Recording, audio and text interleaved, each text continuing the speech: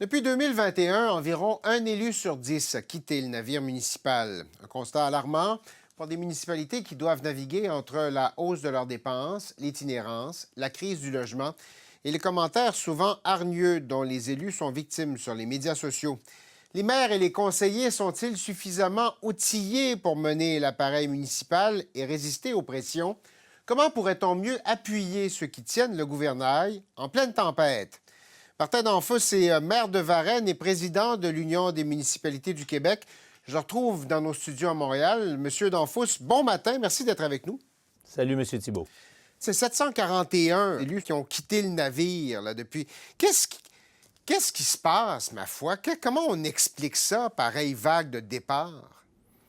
Honnêtement, c'est difficile à expliquer, puis c'est un peu alarmant, puis c'est attristant en même temps, mais il est clair que les pressions qu'on reçoit, on dit souvent qu'on est le gouvernement de proximité. Il y a des éléments positifs à ça, mais en même temps, quand ça va moins bien, quand on sent qu'on a de plus en plus de responsabilités, puis prenons l'exemple, le changement du climat, l'adaptation au changement climatique. Quand il y a des inondations, les gens sont dans nos conseils de ville à tous les jours. Quand on parle d'itinérance, il y a de l'inquiétude qui est perçue. L'itinérance a connu une progression fulgurante. Quand on parle de crise du logement, quand nos citoyens sont plus capables de se loger, ils viennent nous voir, nous. Fait que cette pression-là, elle est présente. Cette pression-là, elle est omniprésente. Puis malheureusement, vous en avez parlé, les médias sociaux ont assurément contribué négativement, malheureusement. On a beaucoup de spotted ville. Puis ce qui est triste, c'est que je suis convaincu que le phénomène de la pandémie qui a isolé les gens chez eux est venu accentuer ce phénomène-là, puis de voir autant d'élus, féminines, jeunes, de qualité qui quittent le navire, c'est d'une tristesse infinie. Oui, parce que dans les dernières semaines, c'est beaucoup de jeunes mairesses qui ont été sur la sellette à cause de ça. Bon, vous êtes en contact avec d'autres élus, vous êtes maire de Varennes, vous êtes en contact avec des collègues d'autres municipalités. Ce que l'on voit, là, c'est la pointe de l'iceberg ou c'est le problème, c'est le gros du problème? Ouais, j'espère qu'on sera capable, avec le gouvernement, avec la ministre de la Forêt, de trouver des angles de solution pour se protéger davantage. Puis quand je dis protection, là, je veux surtout pas dire comme Catherine Fournier. Pas des policiers, là, pas des agents, c'est ça? Non, pas des... Ben non, au contraire, on adore cette proximité-là avec nos citoyens, mais on veut s'assurer d'être capable de faire notre travail dans les meilleures conditions possibles au profit de nos populations. OK. Dans quel état d'esprit ils sont, vos collègues des municipalités, quand ils voient... Moi, je le regarde de l'extérieur, je me dis, il me semble que c'est épouvantable. Ils pensent quoi, vos collègues des municipalités un peu partout au Québec, là? Bien, je vous dirais ce que je ressens, puis c'est drôle, je sors à l'instant d'un exécutif à l'Union des municipalités du Québec, puis mon introduction allait justement dans le sens où je sens mes collègues, je me sens, puis je l'ai dit sincèrement, plus fragilisé. Je suis maire depuis 14 ans, M. Thibault, puis j'ai toujours eu l'impression d'avoir une carapace de politicien très épaisse. Mais honnêtement, avec les années, je sens qu'elle s'est amincie, elle s'est fragilisée. Donc, il faut trouver ensemble des mécanismes. Puis là, on arrive dans une période budgétaire, vous le savez, et c'est compliqué pour nous parce qu'on a de plus en plus de responsabilités.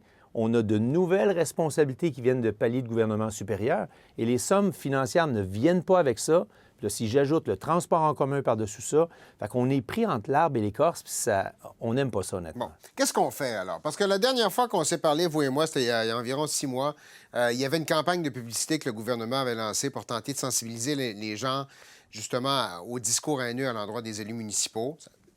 Sauf erreur, ça n'a pas fait grande différence. Qu'est-ce qu'on fait? Bien, je vous dirais qu'on a réouvert très activement les discussions avec la ministre de la Forêt. Il y a un fameux programme qui existe dans les municipalités qui viennent supporter les employés, le programme PAE, que ce soit un soutien psychologique de toutes sortes. Mais il y a beaucoup de municipalités qui, malheureusement, comme Isabelle à Chapelle nous l'a mentionné, elles n'avaient pas accès à ce programme-là.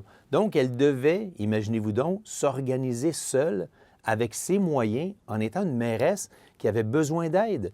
Fait que ça, rapidement, là, on risque de mettre en place un programme accessible à l'ensemble des élus du Québec. Il n'est pas normal que ça ne soit pas à tout le monde. Ça, c'est la première des vagues. Mais la deuxième, comment on peut réussir à faire baisser la pression? Honnêtement, c'est pas simple. Parce que c'est ça le problème. C'est ça le problème. C'est pas, là, ce que vous me dites, on peut aider les gens une fois que le discours hargneux a été livré, mais comment on fait pour calmer le discours hargneux? Honnêtement, je ne le sais pas, mais probablement qu'à travers, je vais vous donner l'exemple de la ville de Mercier.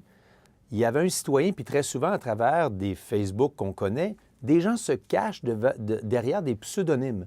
Ce sont des faux comptes qui sont créés. La Ville de Mercier a tenu le coup, est allée en cours et a gagné contre Meta pour faire ressortir qui se cachait derrière ce faux compte-là. Sans grande surprise, c'est un opposant politique. Il a été condamné à 30 000 d'amende. Si ça peut refroidir les ardeurs de plein de gens qui créent des faux comptes puis qui disent toutes sortes d'âneries à travers les médias sociaux, ça, honnêtement, ça affecte beaucoup les élus, surtout quand c'est des faussetés. C'est désagréable. Vous l'avez dit tout à l'heure, c'est souvent des jeunes, des femmes, des nouveaux politiciens municipaux. Là, il y a des gens qui sont à la maison, qui nous regardent ce matin et qui se disent « Ouais, ça m'aurait peut-être tenté, mais je suis pas convaincu. » Vous leur dites quoi à ces gens-là? Ouais, malheureusement, je souhaite qu'ils n'osent pas prétendre ça parce qu'au fond, j'ai fait le choix il y a 14 ans. Je suis encore très fier d'être un maire aujourd'hui parce qu'on a un pouvoir de changer les choses. On a un pouvoir de réaliser des choses dans un court laps de temps. Puis nos communautés, nos municipalités, nos villes, on a ce potentiel-là qui est extraordinaire. On a beaucoup d'outils, puis on en a de plus en plus, justement, avec le nouveau pacte fiscal, pour être capable d'améliorer les choses. Mais d'avoir des critiques constructives, on ne sera jamais contre ça. Mais de la haine, des agressions verbales de toutes sortes, il faut trouver un moyen ensemble d'arrêter ça. Vous venez d'ouvrir la porte sur le pacte fiscal. Je ne peux pas faire autrement que vous demander. Je sais que ça n'a pas été annoncé officiellement, mais les négociations sont à toute fin pratique terminées. Êtes-vous satisfait? Nous sommes satisfaits. Les discussions avec la ministre Laforêt, avec les grandes villes, se sont très bien passées. En fait, ce qui était essentiel pour nous, là, c'est la fameuse progression du point de TVQ, parce que vous le savez, l'inflation fait mal à tout le monde, fait mal à nos citoyens, mais fait mal aux municipalités parce que ça coûte vraiment plus cher. Mais la fameuse progression du point de TVQ, on prend juste l'exemple des chiffres simples. Cette année, c'est 130 millions que les municipalités se partageaient. Mais à cause de l'inflation, on va passer l'année prochaine à 445 millions, puis en 2028 à 880 millions. Donc ça, c'est de l'argent sonnant qui va arriver directement dans nos coffres, qui va bien sûr nous aider. Dans le concret, ça vous permet de faire quoi de plus? Où est-ce que vous avez réussi à faire des gains dans cette négociation-là, outre ça, là, outre le point de TV? Bien, c'est intéressant parce que ce que je vous dirais, ce que l'Union des municipalités a réussi à plaider, puis vous le savez, on a été sur toutes les tribunes. L'adaptation au changement climatique, on a eu d'importantes sommes au courant de l'année et il s'est ajouté des sommes dans le contexte du pacte fiscal et de la nouvelle entente. L'itinérance, personne ne parlait d'itinérance il y a 6 mois. On a plaidé la cause et on a été encore une fois partout. L'Union a été omniprésente avec le comité qu'on a créé avec Bruno Marchand. Et là, il y a des sommes importantes parce que c'est un nouveau problème important qui est lié directement avec la crise du logement. Parce que plus la rareté du logement existe, plus les logements augmentent. Et puis c'est malheureusement la strate de la population la moins nantie qui est à risque dans ce contexte-là. Et le troisième, c'est le logement, des nouvelles sommes importantes, le fédéral, le provincial, qui est la seule province du Canada qui a ajouté 900 millions.